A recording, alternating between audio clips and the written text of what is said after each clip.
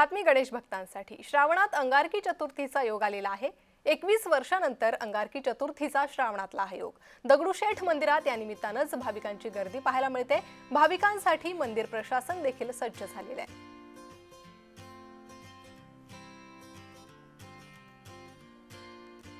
आज अंगारकी चतुर्थी आणि आजच्या या पवित्र दिवशी लाखो पुणेकर जे आहेत ते आज श्रीमंत दगडूशेठ हलवाई गणपती बाप्पाच्या चरणी जे आहेत ते नतमस्तक होण्यासाठी येत असतात। खरं तर दर चतुर्थीला मोठी गर्दी जी आहे ती पुण्यातील याच दगडूशेठ बाप्पाच्या चरणी नतमस्तक होताना पाहायला मिळते। परंतु आजच्या या पवित्र दिवशी मोठ्या संख्येने केवळ पुणेकरच नाही तर महाराष्ट्रभरातून येणारे लाखो भाविक जे आहेत ते बाप्पाच्या चरणी नतमस्तक होत असतात।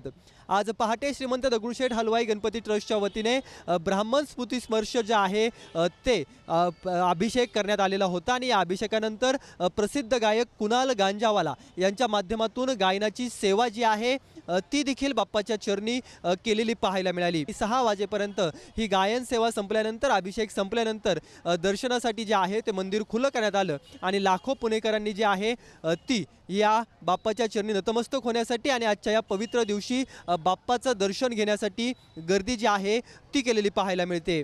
आकर्षक अशी फुलांची सजावट दरवर्षीप्रमाणे यंदा देखील अंगारकी चतुर्थीच्या निमित्तानं जी आहे ती ट्रस्टच्या वतीने केलेली आहे।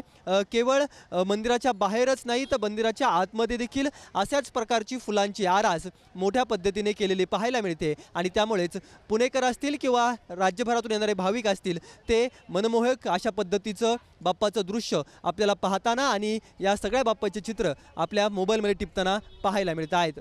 कॅमेरा पर्सन दीप मिश्रासह रोहन कदम, जय महाराष्ट्र न्यूज, पुणे।